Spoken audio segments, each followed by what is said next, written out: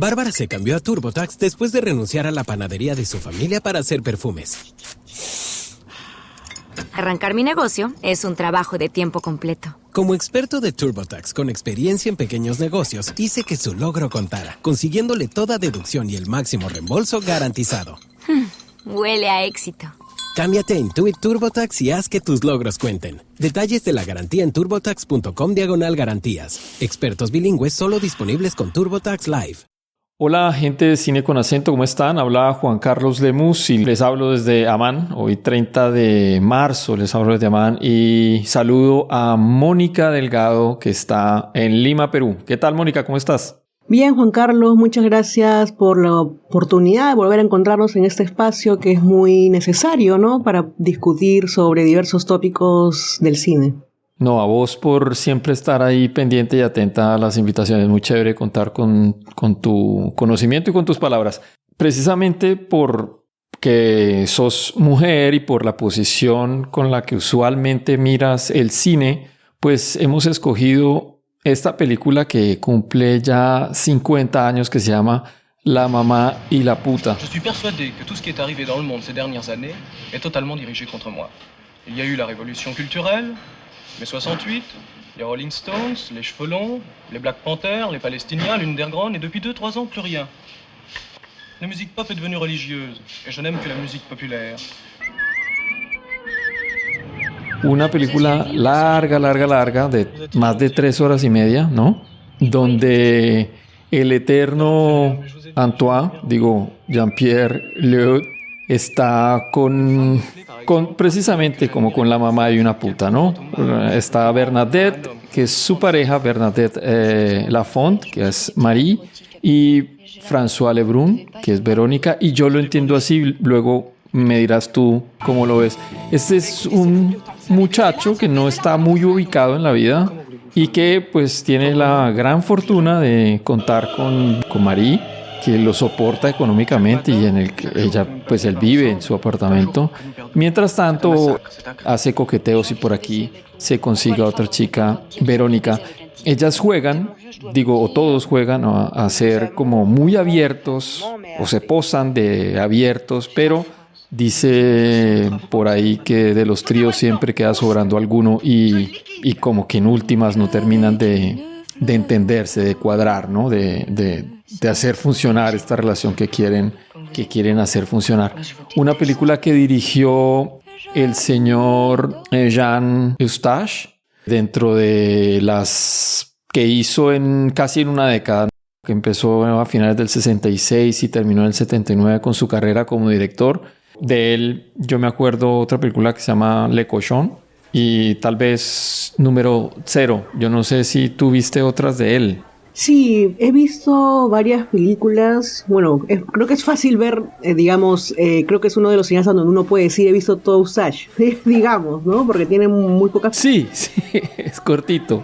Sí, es un cineasta que justamente La mamá y la puta es su primer largo, ¿no? Porque él creo que después hizo una historia, una película Coming of Age que se llama Nuestros Pequeños Amores o algo así.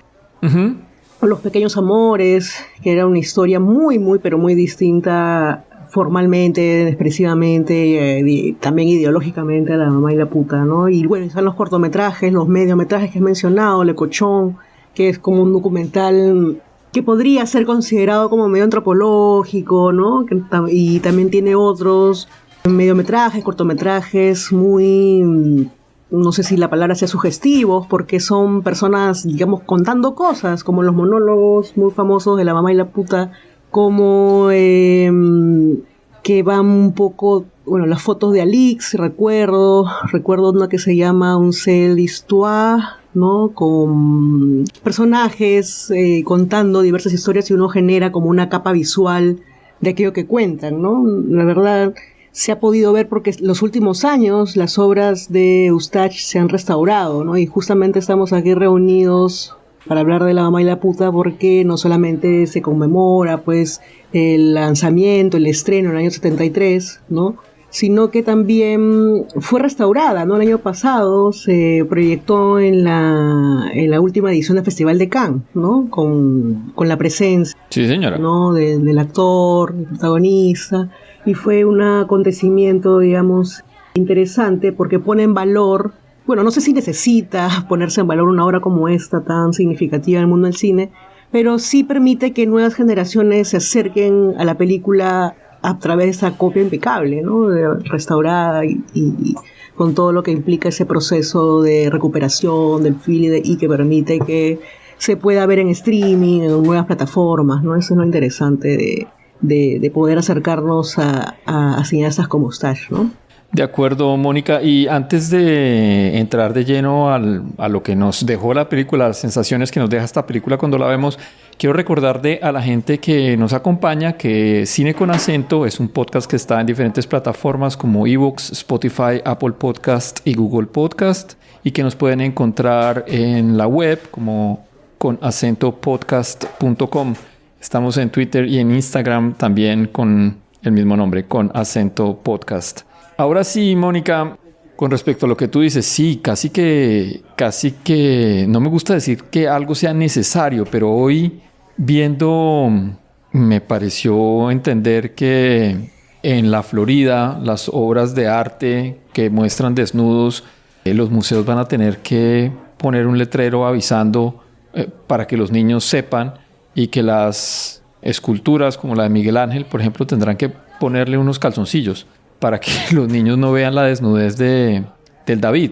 Bueno, si eso no es, o sea, si eso es verdad, si esa noticia es real, pues sí, casi que se hace necesario que una película de hace 50 años nos dé una cachetada en la cara y despierte, porque Dios mío, o sea, nos estamos estupidizando.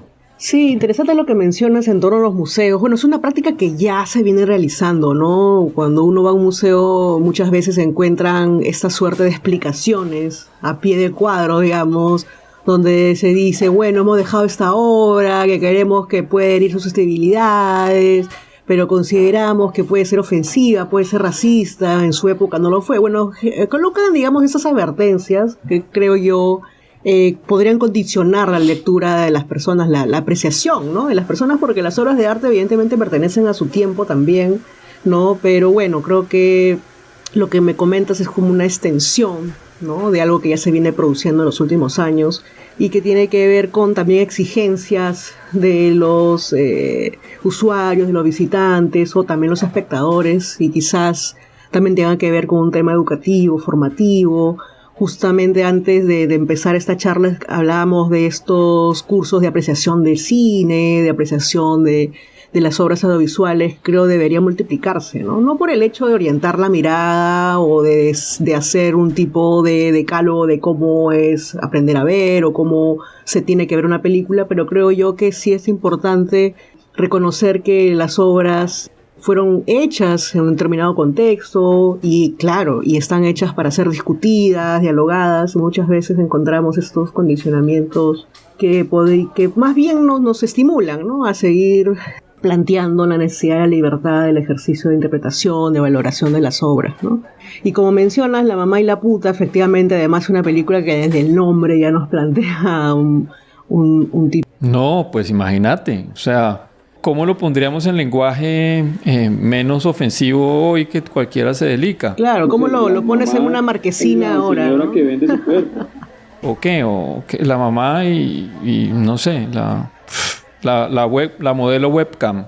Sí, además que parte de dos tipos de arquetipos, ¿no? O dos tipos de paradigma en torno a lo femenino, o la idea de la mujer, ¿no? Porque es interesante, porque si la película se llama abiertamente La mamá y la puté en francés, no La mamá y la puta, que es literal en el titulado al español, nos habla pues de quién está hablando, ¿no? Y eso es lo que tú también mencionaste al inicio, cuando hablabas de un poco de la historia de esta película, de qué trata, ¿no? Del encuentro de este sujeto encarnado por Jean-Pierre Le y estas dos mujeres, ¿no? Entonces ahí hay una cuestión de miradas, que todo parte de este personaje y la película está construida desde este personaje masculino, ¿no? Entonces es la lectura. Hoy, ya con los años que tengo, porque esta película es bueno, como tenía fama, ¿no? Cuando era adolescente, chiquitito, llevado más al cine por tratar de ver una teta que por cualquier otra cosa, pues esta era una de las películas a las que uno llegaba, ¿no? Pues porque pasaban cosas, ¿no? Se veían las mujeres y esto. Y luego, hoy digo, pero esta es una película de un hombre. O sea, el nombre, casi que el título está mal, porque él es el protagonista realmente. Ellas son accesorios, casi, ¿no? Claro, están, sí, muy presentes y tal, pero el protagonista es él. Él es el que dice, como tú mencionabas ahora, él es el que lucubra, ¿no? Y filosofa y comenta. Y ¿tú cómo lo ves? Sí, totalmente de acuerdo con que el punto de vista es el punto de vista del personaje de Jean-Pierre Let, ¿no? Porque es el que organiza la mirada y organiza también, más bien le permite a Eustache organizar la película desde esa perspectiva. Es decir, no solamente desde esa relación, digamos, post-mayo del 68, ¿no? Es una relación que está inmiscuida en todo un ámbito de no solamente de cuestionamientos de tipo político, desde el marxismo, por mencionar, digamos, o el maoísmo en unos casos, sino desde esta cuestión de la liberación sexual, de temas que se ponen a discutir en torno a los feminismos, la libertad de las mujeres, etcétera, ¿no? Digamos. Y es interesante que la mirada de Eustache, que claro, es asumida desde este protagonista, lo que va a hacer es cuestionar muchos de esos personajes o imaginarios que surgieron con el mayo del 68, ¿no? Y lo que la película, creo, habla, digamos, es sobre este ménage à trois, digamos, o esta relación amorosa. Es en definitiva una película sobre el amor, o sobre el antiamor, ¿no? O sobre la imposibilidad del amor, por un lado. Y por otro es una película que habla sobre un tipo de decadencia, ¿no? El protagonista es un antihéroe, ¿no? Es una persona, es un antimodelo, ¿no? No es un personaje que uno diga, wow, quiero ser es mi héroe, ¿no? Qué lindo, sí, exacto, sí. Lo quiero imitar. Claro, es un cínico y que toma muchas características de ese imaginario de los bohemios también, o de los escritores, o de los políticos, digamos, los militantes políticos, que también lo toma Bertolucci, también lo toma después, o antes, mejor dicho, Philippe Garrel, también en esas épocas también. Pero claro, en Eustache no hay esa fascinación, sino más bien quiere transmitir una desazón sobre esa época a partir de este protagonista. Y además es una película también que habla sobre la posibilidad de cómo romper lo falso, ¿no? Porque todo el tiempo el personaje de Jean-Pierre Let está como encarnando algo, ¿no? Es él en realidad, ese personaje, eso se hace, ¿no? O sea, es tan cínico siempre, o tiene que generar una máscara para sobrevivir en ese mundo en torno a esas ganas que tiene él de estar con diversas mujeres, qué sé yo, ¿no? Entonces es interesante porque para cerrar esta idea, las mujeres, ¿no? Le dicen a él en varios momentos, ¿no? Oye, ya esta es la realidad, ya basta acá no hay nada, ya no hay máscaras, ¿no? Como que le dicen en varios momentos como que ya no hay, esto no puede ser más falso, ¿no? Entonces hay como también una discusión ahí en torno al cine mismo, creo yo, ¿no? En esta cuestión del simulacro, de quién es quién, de las máscaras o de las imposturas, ¿no? Eso me parece interesante en esta película, ¿no? Óyeme, Mónica, hay una cuestión ahí que me deja pensando, y es, yo a él no lo veo, claro, a ver, él es un personaje, ¿no? Pero diría que como todo el mundo, es lo que tú mencionabas, como un bohemio, militante, casi que el típico personaje de esa época perteneciente o militante del Partido Comunista, ¿no? Es muy abierto, pero no tan abierto, ¿no? Es abierto, pero para él, en ese egoísmo. Ménage à trois, pero si son dos mujeres, si es una mujer y a mí me toca compartir la mujer, mierda, ya ahí sí no. Y así. Pero yo a él lo veía muy, como decimos en Colombia, frentero con sus relaciones. A ninguna la engañó en últimas, ¿no? A la primera le dijo, mira, ¿sabes? No puedo mentirte, la verdad es que hoy conocí a una chica y lo voy a llamar. Y la otra también como como siguiéndole el juego. Sí, llámala, tranquilo, la puedes traer acá si quieres. Y ahí aparece. Y a la otra también se lo dice, no, vamos a la casa de la persona con la que vivo. O sea, para mí lo que es una ficción, tal vez en ese tiempo, tal vez hoy se pueda arreglar este tipo de relaciones de una manera mucho más inteligente y elevada, era la cuestión del amor abierto, ¿no? A ellos no les funcionó, tal vez porque estaba muy cerquita todavía esta norma que pues el amor era entre dos y no más. Sí, coincido contigo en este cuestionamiento a un tipo de moral burguesa, digamos, ¿no? De que hay algo que no se puede romper, ¿no? Porque de alguna manera este personaje de Jean-Pierre Léaud intenta romper eso, ¿no? Intenta, como tú dices, llevar un tipo de relación poliamorosa, digamos, ¿no? En un contexto en que había condiciones para ese tipo de amor. O sea, era una sociedad un poco más libre, digamos, ¿no? Sin embargo, todos los indicios que Eustache va agregando, ¿no? Va matizando con cada diálogo o con cada monólogo o con cada situación, es que al final de cuentas este personaje que quiere huir justamente ese tipo de moral burguesa, al final su única salida es, digamos, aceptarla, ¿no? Porque cuando Verónica le dice que ya se quiere casar con él, cuando le dice, bueno, sí, ¿no? O sea, no, cuando le dice ya, pues ya sí, eso significa el derrumbe del personaje, ¿no? Eso significa el derrumbe, porque es lo que él al final, de alguna manera, podría querer o no querer, pero cuando ya tiene la certeza de que puede obtener, digamos, ese amor estable, ¿no? Se derrumba. Entonces es interesante que es una película justamente que va a interrogar, no te propone una salida al personaje de Jean-Pierre Léaud, ¿no? Es un perdedor en el fondo, ¿no? Entonces yo creo que ese es el retrato de un personaje en esa ambivalencia, ¿no? Y que también esa ambivalencia está en los personajes femeninos, ¿no?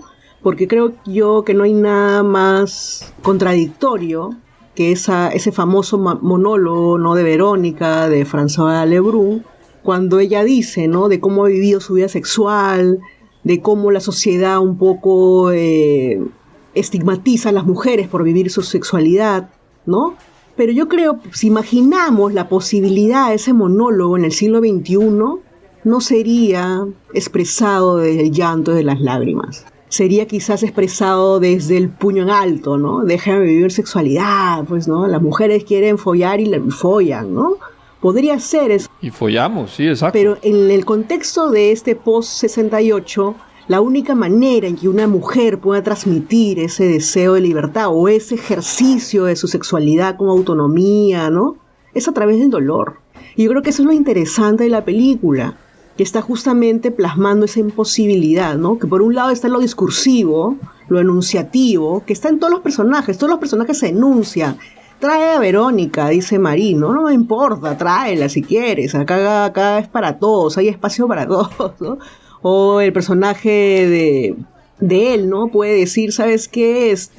Alexander, ¿no? Dice, yo estoy con las mujeres que quiero y la vida es así, igual Verónica, ¿no? Y ella puede decir, yo ejerzo mi sexualidad, si yo veo un hombre, pues me acuesto con él porque me gusta y chao, ¿no? Pero en el fondo lo que transmiten los gestos, el modo en que se dicen las palabras, es lo opuesto, ¿no? Es justamente en ese monólogo de ella es que está mostrando que probablemente no hay esa satisfacción, no hay esa libertad, ese reconocimiento, esa autonomía, porque el reconocimiento no es tan necesariamente en uno mismo, ¿no? En un ámbito social, ¿no? Sino en los de entorno, ¿no? Entonces eso es lo que transmite esa película. Y creo, por eso decía que era más una película sobre, no sé si la palabra sea decadencia, pero sí un tipo de angustia, ¿no? Una angustia donde los personajes no van a encontrar, creo que al fin y al cabo, esa posibilidad del amor, de amar, de sentirse libres, ¿no? Todo está como construido para que se oprima o se elimine, ¿no? Cualquier deseo, creo. Me parece que por eso causó tanto entusiasmo, ¿no? Una película compleja, ¿no? A pesar de que parezca simple, ¿no? Gente hablando, situaciones, ¿no? Tiene una complejidad bien interesante a partir de esto, de lo gestual, ¿no? De qué comprendemos más allá de esos diálogos, ¿no?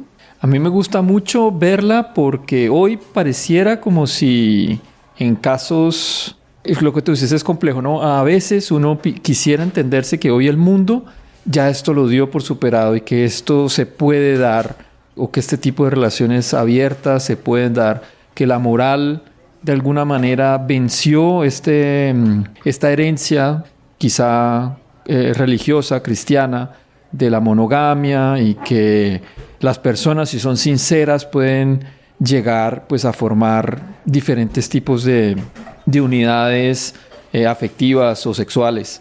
Pero del otro lado creo que nos sigue pasando lo que le pasa a Alexandre, es apenas el discurso. Cuando él llega y está con Verónica, y a Verónica se le une una amiga en una cena que pasa en la cafetería donde casi siempre se reúnen, luego llegan un par de chicos y este personaje queda absolutamente fuera de lugar, y tanto que se va. Y la otra, como tú dices, Verónica, que posa también de muy liberal, de muy disfrutar de su sexualidad, pues arranca a correr a perseguirlo apenas el pendejo se larga, ¿no? Entonces dice uno, pero estos manes, ¿a qué están jugando? No que son tan libres, no que son tan avanzados, pues digamos, en la manera en la que asumen sus relaciones sexuales y afectivas. Resulta que no, siguen, y es entre comillas natural, porque la película está en el límite en el que esto cambió. Entonces, claro, ellos tienen ese pasado que les pesa, ¿no? Que los coerciona, así fueron enseñados, así fueron criados. Y aunque la cabeza los impulse y les diga, no, mire, esto cambia, pues realmente la costumbre y la sociedad, como tú lo mencionabas, pues les va a imponer otra cuestión. Y todavía, bueno, han pasado 50 años precisamente, y todavía estamos ahí peleándolo, ¿no? Todavía no es que sea muy normal, digamos, se ve con otros ojos, pero no sé si decir la palabra normal, pero no es tan usual, más bien, verlo. No es que no sea normal, es que no es tan al uso, no es lo común. No es que alguien le llegue a decir, si yo tengo 2 novias, o una novia y un novio, o por lo menos no, tal vez para mí no es mi círculo, no sé. Sí, totalmente de acuerdo en esta cuestión que mencionas en torno a sacar, digamos, una radiografía de las sociedades, no solamente desde un aislamiento del aspecto político, que podría ser las consecuencias o el clima post-Mayo del 68, digamos, ¿no?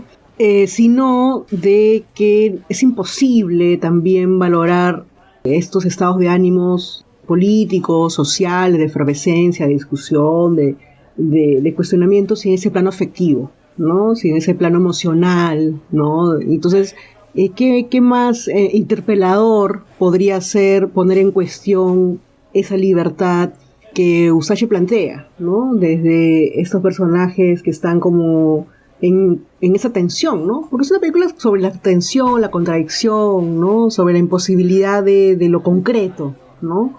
Los personajes en realidad se enamoran entre ellos. Incluso en un momento Verónica dice, yo amo a los dos, los amo, ¿no? Te amo a ti, Marie, te amo a Alexandre. Pero claro, es como te decía, enunciativo, ¿no? Ella también está en esta escena que mencionaste del restaurante, ¿no? Luego el tipo se va allá detrás, ¿no? Es justamente, creo que Eustache en esos casos está hablando de que hay un cine, justamente, bueno, nos hemos acostumbrado, usualmente a partir también del cine Hollywood, ¿no?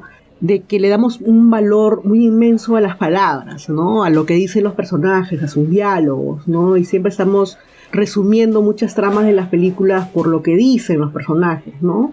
Las historias, las tramas, subtramas son como resúmenes de lo que dijeron los personajes, ¿no? Y un poco lo que Eustache un poco pone también en cuestión es, bueno, están las imágenes, además que están, digamos, los diálogos, además que Eustache era una persona, según los testimonios de rodaje y según las memorias, una persona, y también según lo que él mismo confesaba, una persona muy perfeccionista en la medida de que los diálogos tenían que decirse tal cual él los había escrito, ¿no? Si alguien le cambiaba un pero por un más, ¿no? Ya te decía corte, ¿no? Tenía que ser tal cual él lo había planificado, porque efectivamente hay una intencionalidad en esas palabras que él ha elegido para ese momento.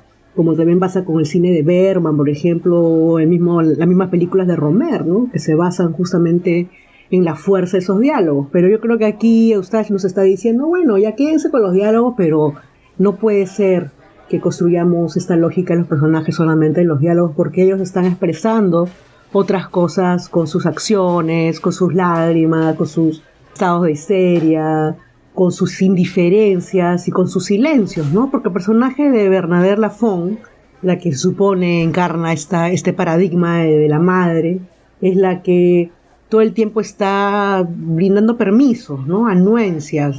Sí, y dándole plata. Pero su modo de decirlo, ¿no? Es muy duro, ¿no? Es una mujer muy como práctica, ¿no? Es la que menos diálogos tiene en toda la película, ¿no? Porque es el ordenador, es como que encarna la autoridad, ¿no? Y quizás por ahí también no he buscado, no he leído, pero pueden haber muchísimas lecturas del tiempo, desde el psicoanálisis, ¿no? Desde todas estas cuestiones de casi freudianas en torno a la figura de la mujer, de la madre, ¿no? Podrían haber, no los he indagado. Me parece ella, Marie, el personaje de Bernadette, una manera fascinante de ver el comportamiento femenino, ¿no? Que todavía en los países latinoamericanos uno nota cuando uno le pregunta hasta a la mamá de uno como qué te pasa, y cuando la mamá le dice a uno nada, pues o sencillamente uno se asusta. O sea, pasa todo usualmente, ¿no? Porque es lo que tú dices, es que le esquivan a uno la mirada, que le dan a uno la espalda, que todo este entramado de movimientos que tiene el cuerpo para decirle a uno hay un problema grande. Y ni hablar cuando se lo dice a uno la novia o la esposa. Y repito, no sé cómo sea en otras culturas, no sé cómo sean los nórdicos, y cuando dicen nada es nada, o cuando dicen o lo dicen abiertamente qué es lo que pasa, no sé cómo se comuniquen, pero en Latinoamérica hay hasta chistes, claro que hay chistes de esto, ¿no? Porque nada significa, pucha, está usted metido en un problema, el berraco, y empieza uno a pensar en qué fue lo que hice mal. Y aquí pasa exactamente lo mismo. Sí, claro, tráigala, no hay ningún problema. Es como, pucha, hágalo, a ver cómo le va. También pensaba con relación a esto que mencionaba, bueno, ya un poco también virando a ese aspecto de este personaje, ¿no? De Alexandre, con relación a eso que mencionas de la figura de las mujeres, que también sigue vigente, ¿no? Que él es amante, digamos, pareja, pero en los dos casos, digamos, en su relación con Marie o con Verónica, aparece como hijo, ¿no? En el fondo, incluso el título de La mamá y la puta no es tan como, digamos, identificador de cada una de las dos personajes, ¿no? Hasta qué punto también esta decisión, no sé cómo llamarla, omnipresente de Verónica en torno a su sexualidad, ¿no? De que necesita transmitir su pasión y todo, también tiene que ver con esto de abrazar todo, de un sentido de cobijo, ¿no? O sea, no creo que sea un personaje que uno puede decir, ella es la puta y la otra es la madre, ¿no? Creo que en esa dimensión dual de esos dos personajes, creo que están los paradigmas universales que sobre todo el cine ha ayudado a catalogar y también en algunos casos a estigmatizar, ¿no? En muchísimas películas totalmente se basan en arquetipos donde las madres son las sacrificadas, ¿no? Y las mujeres más aguerridas o con más agencia, pues se les convierte en mujeres también fáciles, en esa lógica del cine, ¿no? Entonces es lo interesante, creo yo, Hay una cosa que tú mencionabas y que ahora me doy a pensar. Claro, Verónica dice en algún momento como que ella se reunió o se encontró con una de sus exparejas, porque es un viejo, y que ella lo hace por casi que como por caridad, ¿no? Como por pobrecito, casi como con esta bondad maternal y no por calenturas sexuales, sino del lado bondadoso del que podría también, o que tiene en muchos momentos, entregarle el cuerpo a otra persona, tener ese poder, ¿no? Y tal vez se podría reconocer de esa manera, ¿no? Sí, por eso decía, ¿no? Que, claro, yo esta película la vi en una copia aquí cuando yo tenía 17 años, más o menos. Y claro, como tú dices, como mencionaste al inicio, uno iba por la curiosidad del título, ¿no? Ya voy a verla. Claro. porque estaba en la universidad y como que con los chicos hablábamos, oye, dan esta película, ¿no? En esa época no sabía quién era Eustache, ni nada, con la justa sabía quiénes eran algunos de la nueva ola, ¿no? Pero fue interesante descubrir justamente cómo se ponían en cuestión estos roles, ¿no? Lo primero que me llamó la atención en la película era justamente los roles de las mujeres, ¿no? En función claramente de un hombre que es el eje, ¿no? Pero creo yo que justamente todo ese artificio, porque es una película también sobre el artificio, ¿no? Es decir, pareciera que tiene todo un halo realista, ¿no? Como otras películas de esas épocas, pero ese personaje ya pierde en su cinismo, también tiene un lado más estrambótico, ¿no? Es un personaje muy elaborado, ¿no? Es un personaje muy elaborado. Sí, absoluto. Sus diálogos son muy virtuosos sobre literatura, sobre filosofía, ¿no? Entonces es como que también hay esa división, ¿no? De quiénes tienen los diálogos más virtuosos, pues, ¿no? Este personaje, ¿no? Y justamente creo yo, por eso decía que la película no puede verse como algo laudatorio, como un homenaje, ¿no? Al contrario, ¿no? Más bien Eustache creo que es muy duro con ese personaje en el sentido de que es un personaje que él va a tomar por completo, pero no para exaltarlo, sino justamente para complejizarlo y derrumbarlo, creo yo, hacia el final, ¿no? Entonces ese es el verborreico, ¿no? El verborreico, que es el sábelo todo, el cínico, como tú decías, ¿no? El vivazo, como diríamos acá en Perú. Y de pronto es como que le dan de su propia medicina, ¿no? Porque el final, si bien es un final muy abierto, no nos da muchas pistas, pero ya sabemos que el personaje se ha quedado en un cuarto con una de las mujeres, ¿no? Entonces ahí hay una elección y quizás sea su ruido. Y yo diría que por cómo se presenta esa escena, sometido a ella, mientras que estaba de alguna manera en alguna libertad, se quedó con la que lo va a someter. Sí, ¿no? Sí, totalmente. Uno queda con la... Además que hay un momento, ¿no? Ella le dice, voy a vomitar, no me mires. Y ahí él, pues ya, como tú dices, queda sometido totalmente, ¿no? Que además es como el vómito o cualquier, digamos, mención a algo escatológico o, no sé, a un fluido corporal de este tipo. No es nada sublime de alguna manera, o no, digamos que es la etapa de cuando ya traspasas, es la etapa de la cotidiano, ¿no?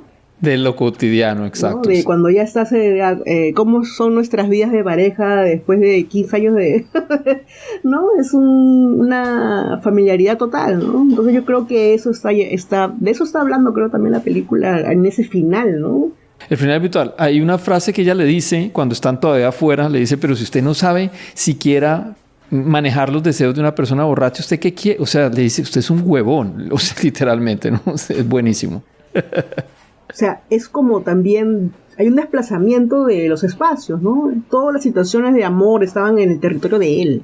Y ese final es el territorio de ella, ¿no? Que es justamente... Exacto. Además, ¿dónde está ella viviendo, no? Ella vive, creo que en un cuchitril del hospital, en la parte sí, Sí, todo eso tiene una intencionalidad y me parece que está muy bien manejado. Por eso te decía, no solamente es cómo lo dicen los personajes o qué dicen, sino justamente esa puesta en escena que construye Eustache para graficar esas tensiones de los personajes, ¿no? De acuerdo, Mónica. No sé si quieras agregar algo más de la película, comentarnos algo más que te haya quedado resonando. No, simplemente que esta charla pues contribuye un poco a que podamos seguir viendo estas obras, ¿no? Que son relanzadas y que nos permiten volver a discutirlas y también repensarlas en nuestros propios contextos actuales, ¿no? Y como tú dijiste al inicio, ¿no? Pensarla también desde de cómo estas miradas de cineastas, hombres, han construido sobre las mujeres, y creo yo que esta película es un gran ejemplo de esa oportunidad para cuestionar, ¿no? Estos paradigmas, estos roles, que eso lo asume Eustache, ¿no? Él es muy crítico y creo que encontró una vía excepcional para hacerlo, ¿no? Es una película sumamente maravillosa. Particularmente es una de mis películas favoritas de todos los tiempos. Siempre la menciono en mi lista del top 10, siempre va a estar. porque es simplemente una gran experiencia cinematográfica, ¿no? Y que creo que todos deberían tener la oportunidad de verla. Sí, creo que a pesar de lo larga y de lo que podría entenderse como, sobre todo hoy, como lenta, pues es una película que las 3 horas y media se van. Uno lo disfruta, ¿no? Entra como en entra a hablar con ellos, entra a su cháchara, porque también hablan mucha cháchara. Bueno, para la gente que llegó hasta acá, muchísimas gracias. Estamos en diferentes plataformas de audio, en iVoox, Spotify, Apple Podcast y Google Podcast. Nos encuentran en Twitter y en Instagram como Con Acento Podcast, y también en la web estamos como conacentopodcast.com. Mónica, muchísimas gracias y chao.